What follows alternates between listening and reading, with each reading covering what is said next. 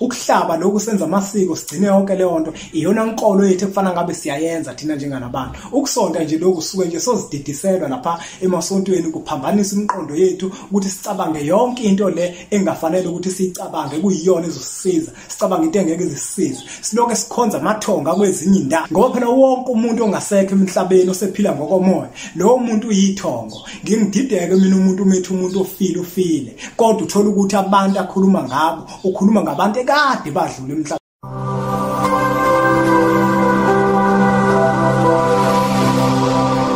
Angiphinde nginibingelele futhi la kwi-channel yethu Impunga Yesintu TV. Igama lami ngumlekelelwa kaMbanjwa kanti insizwa zingibiza ngoNduna kaNdaba. Untombizi yamncumela insizwa ziyamkhomba. Isifana esincane saphuma ehlathini ekseni ngovivi. Sazivuthulula ngoba sigcwele amabethe. Angikwamukeleke nawe ukuthi usanda kusijoyina la kwi-channel yethu Impunga Yesintu TV. La sifundisana khona ngezinto ezithinta isintu sethu. Sike sibuke izinto ngamehlo omqondo. Sibuke nasendulo. Nakuba sasingekho kodwa ngokuyibuza kwabaphambili. Lokho kusenza sibone ukuthi endulo kade kuhanjwa kanjani futhi kwakuphilwa kanjani. Namuhla bafowethu ngifuna ukukhuluma ngesihloko mhlawumbe abantu abaningi abangeke baze basithande. Okanye abangeke mhlawumbe bathakase mabesizwa. Kodwa kufanele ngikhulume ngaso ngesizathu sokuthi izihloko eziningi engikhuluma ngazo kuba imbono yababukeli beMpunga Yesintu TV. Ukuthi Impunga Yesintu siyacela ukuthi ukukhulume ngesihloko esithile. Namuhla bafowethu ngifuna ukukhuluma ngokusonta. Ngaphambi kokuba ngikhulume kabanzi ngokusonta ngifuna ukuveza ukuthi okhokho bethu ngesikhathi sendulo abakazi basonte futhi amasonto ayengekho ngesikhathi sendulo. Omunye umuntu mhlambe masikhuluma ngokusonta uyazi ukuthi kukhona amasonto. Kodwa makukhulunywa ngokusonta akazi ukuthi makuthiwa kukhona into ekuthiwa ukusonta kusuke kusho ukuthini. Yabona bafowethu makukhulunywa ngokusonta uyabona nje ngibheke ngala ngakuwena. Bese kuqhamuka umuntu ajije ikhanda lami libhekisele. Mhlawumbe ukuze umuntu ethi ngizokusonta intamo. Ngenkathi umuntu njengangibheke ngapha uzongibhija manje ungibhekise la ngingafanele ngibheke ngakhona ngoba uma uzojija ikhanda lami libhekise emuva akusafanele mina ngibhekele ngoba umzimba wami ubhekele. Kufanele ikhanda nalo libhekele umzimba la ubheke ngakhona. Kodwa makuzoqhamuka umuntu angiphambanise ngendlela ekufana ngabe ngime ngalo lo muntu usuke ngisonta. Kanjalo nomqala njengomuntu ethi ngizokusonta intamo usuke ezoyijija intama yakho ayibhekise la ngingafanele ukuthi ibheke khona. Ngenkathi befika ondlebe zikhanya ilanga bephethe isikhali esikhulu iBhayibheli ekuyilona bafika bazodidisa ngalo abantu abampisholo. Ngiyazi ke lokho engikushoyo njengamanje awusakuzwa kahle ngoba vele kuyisiminya. Wena wazi ukuthi vele iBhayibheli izincwadi engcwele. Kusho njalo vele ukuthi lizincwadi engcwele kulungile. Into abayenza kakhulu bafika bazobamba okhokho bethu ngoqilo. Bafika nayo inkolo le engangakhuluma ngayo la ukuthi le nkolo le isithe esikhulu somuntu ompisholo ngoba iyona kanye eguqula umuntu ompisholo ekubeni uyena abe omunye umuntu. Ubona thina njenganabantu abampisholo samazemtiti kanje samalulwana ngezinto esizenzayo singaziqondi ukuthi kupho kwethu. Sihambe sizibhaqa.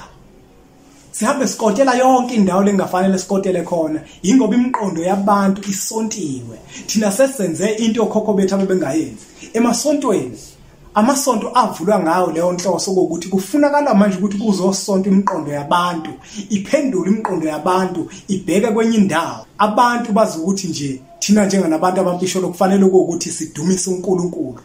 Kwayena uNkulunkulu endulo ayikho into kwakuthiwa uNkulunkulu, kwakuthiwa umkhulu womkhulu. Yabe sisonto imiqondo abantu kwathiwa isiko eceleni. Kodwa wena dumisa uNkulunkulu. Ongelona ke iphutha sisho ukuthi iphutha abantu babedumisa uNkulunkulu. Kufanele vele ukuthi abantu bamdumisa uNkulunkulu.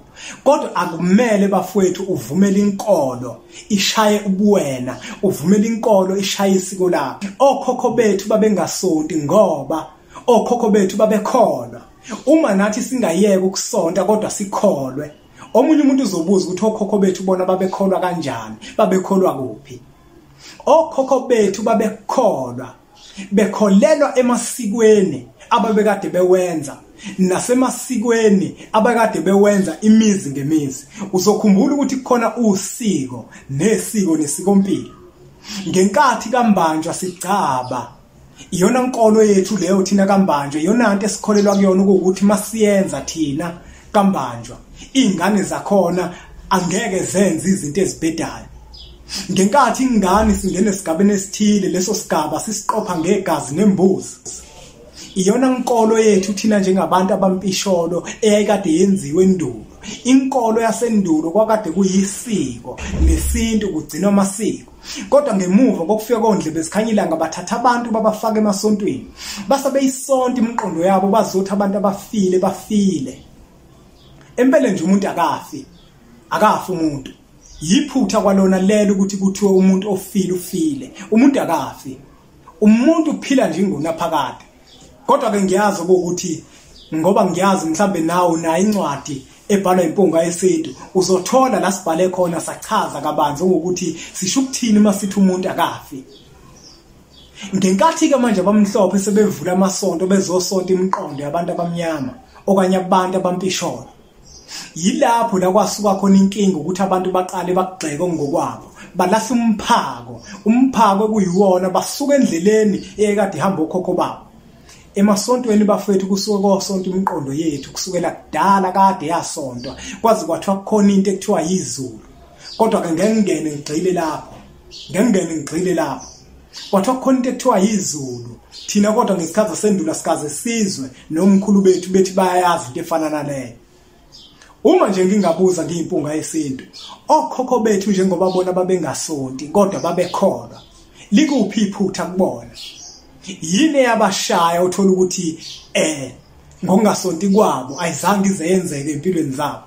Kodwa thina esisontayo ngokulahla isiko mawubheka ubunzima esinabo, kungaba kusonana isijeze sisithola uma sisithola kumkhulu womkhulu nasemathongweni ukuthi thina savumela ondlebe zikhanyilanga basonta imiqondo, sakhohlwa ukuthina, sakhohlwa ungokwethu, salahla umphako ekufana ngabe umphako thina siyawuphatha simaye wona ngoba iwona oyokwazi ukuthi usenze sihlangabezane nokhokho bethu kwelamathongo.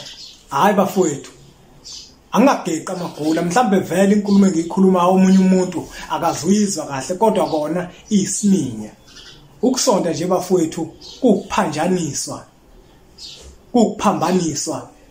Yabona nje mangithi nje umuntu usonta intamo, isibonelo esihle kakhulu esengisenzile ukuthi uma usonta usuke uyakophambaniswa ekuthenini le ndlela eright ocabanga ngayo ungasacabangi ngayo.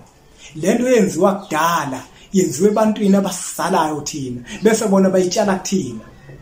Yakhula nathi lento, yakhula nathi. Noma sesikhuluma thina kanje siveza isiningi, angeke wena uzukuzwe lokho ngoba vele lento engikhuluma ngayo into wakhula ngayo. Ngisho ezikoleni nithandaza, sasikade sithandaziswa ngayo lenkolo.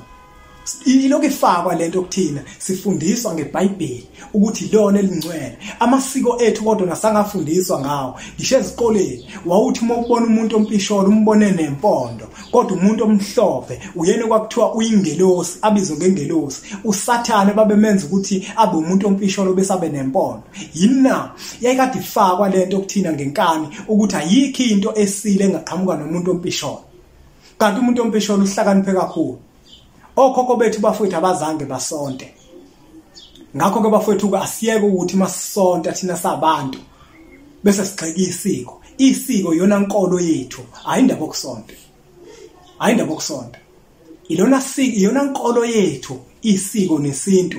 Ukuhlaba lokhu senza amasiko sigcine yonke leyo nto, iyona nkolo yethu ekufana ngabe siyayenza thina njenganabantu. Ukusonta nje lokhu suke nje sozididiselwa lapha emasontweni kuphambanisa imiqondo yethu ukuthi sicabange yonke into le engafanele ukuthi siyicabange kuyiyona ezosisiza. Sicabange into engeke izisisize. Siloke sikhonza amathonga kwezinye indawo. Ngoba phela wonke umuntu ongasekho emhlabeni osephila ngokomoya, lo muntu uyithongo. Ngingidideke mina umuntu ufile. Kodwa uthola ukuthi abantu akhuluma ngabo, ukhuluma ngabantu ekade badlula emhlabeni, eseba amathonga kwezinye indawo. Asiyekeni bafowethu ukukhonza amathongo abanye abantu, amathonga kwezinye izibongo. Akhona wakini amathongo. Kwayona lento ukuthi kuthiwa abantu abadala amathonga siwakhonze siyawakhumbula. Ayikho leyo. Mina bamokhokho ngiyabakhonza ngoba ngibakhonzile. Mangathiwa ahlazile igama elithi ukukhonza ukuthi kusho ukuthini, naleli lithi ukudumisa ukuthi kusho ukuthini konke lokho kudumisa.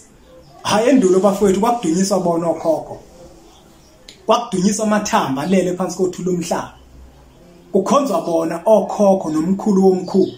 Hayi lento yamanje ukuthi amasonto lafika azosonta imiqondo yethu ukuthi asingathi okhokho bethu siyabadumisa. Ayikho yonke leyo nto, ingoba vele imiqondo yabantu yasontwa kudala, basuswa abantu ezintweni zabo nasekubeni bona basontwa ngalendlela ukuthi kufanele babe namahloni, kufanele babe namahloni noma bekhuluma umuntu athi hayi aswadumisa amathongo, aswakhonzi. Mina ke ngiyawakhonza ngoba ngiyazi ukuthi le gama elithi ukukhonza lisho ukuthini, nokudumisa futhi ngiyawadumisa. Ngoba mangifika la kwi-channel yami ngithi mangifika ngithi mina ngumzukulu kaMdumo, igaba elimabanga kaThumbu laTshatshatha, uTshatshatha kaPheshe, uPheshe kaMaguyane, uMaguyane kaVaphi, uVaphi kaNokhonjo. Ngokwenza kwami njalo ngisuke ngibadumisa ngoba baduma umhlaba wonke, anginawo uyazi ukuthi ngumzukulu kabani. Manje kuzothiwa sibadumise ke ngobani? Ngenkolo nje lena yafika zosonto imiqondo yethu, sekufanele sivumele leyo nto. Hayi, angageqa amagulu bafowethu, ngiyazi ukuthi umfanekiso oqoshiwe mhlawumbe awuthandanga, ngesizathu sokuthi vele iqiniso abantu abalifuni ukusonta bafowethu. Imiqondo yethu yasontwa kudala, asivukeke thina ngoba sesiyazi ukuthi ukusonta vele inhloso enkulu makuthiwa uyosonta. Basuke bafowethu bophambanisa umqondo wakho ukuthi le ndlela ekuyiyona ezokusiza, ungacabangi yona kodwa ucabange lento abazokutshela yona engeke izikusize. Hayi bafowethu, subscribe nakuba ngikhulume kanje kodwa subscribe, ngoba imfundiso esizikhulumayo ziyakha emntwini uthanda iqiniso. Ngiyacela ukuthi usubscribe bese uthi nje impunga